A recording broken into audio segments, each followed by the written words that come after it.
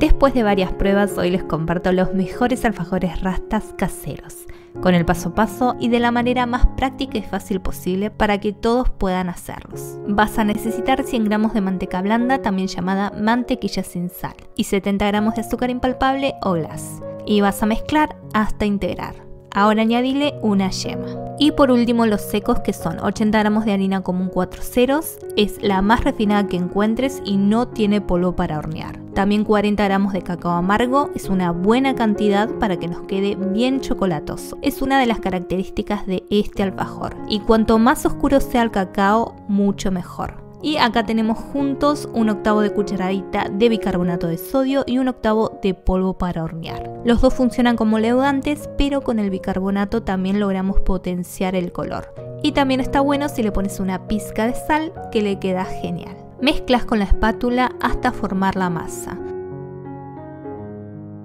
A mí me gusta terminar de unirla a la mesa. Recordá que es importante no amasarla.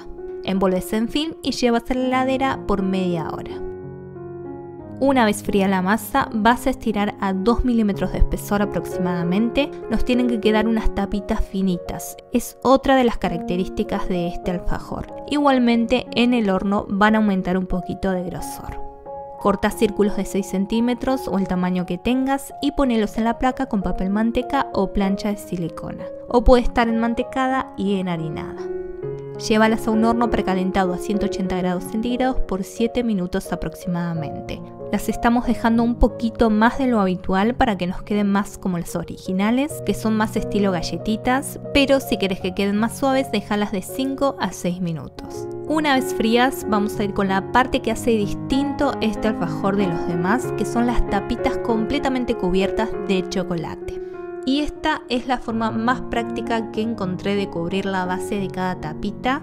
Necesitas 50 gramos de chocolate semi amargo derretido a baño María o microondas en intervalos de 30 segundos y vas a extender una capa fina de este chocolate sobre plancha de silicona o también puede ser papel manteca. No nos tiene que quedar muy gruesa. Y antes de que se seque el chocolate vas a apoyar las tapitas sobre este. Justamente por eso voy haciéndolo de 2 en 2 para que no se seque antes de apoyarlos. Y también antes de que se seque completamente el chocolate vas a marcar con un cuchillo por alrededor de las tapitas. Rápidamente vamos a despegarlo con cuidado. Al ser plancha de silicona y ser menos flexible que el papel manteca hay que tener más cuidado porque se puede arrastrar parte del chocolate de la base de las galletitas. Por eso también te recomiendo no dejar secar mucho el chocolate porque queda más quebradizo. En caso de que suceda, igual se puede arreglar poniendo un poquito de chocolate en esa parte. Si lo haces con papel manteca va a ser mucho más fácil. Me gusta mucho este método porque es muy práctico, es más rápido y también logramos que nos quede una base fina de chocolate. Una vez todas listas, nos queda rellenar con 360 gramos aproximadamente de dulce de leche repostero. Son tapitas muy chocolatosas, además de completamente cubiertas de chocolate, así que llevan como el original una buena cantidad de relleno. Obvio, al ser caseras podés hacerlas a tu gusto. Con las cantidades que te di, en total salen 13 alfajores.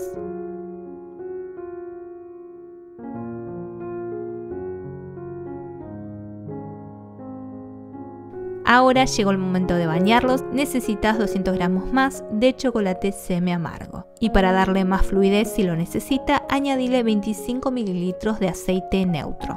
Puede ser de girasol o maíz, o también puedes optar por usar aceite de coco. Quítales el exceso y apoyarlos sobre papel o tapete de silicona para poder despegarlos una vez secos. Espero los disfrutes mucho, déjame un me gusta, si podés tomarte un tiempito, comentame y suscríbete para ver más. Te mando un abrazo super sweets y nos vemos en la próxima.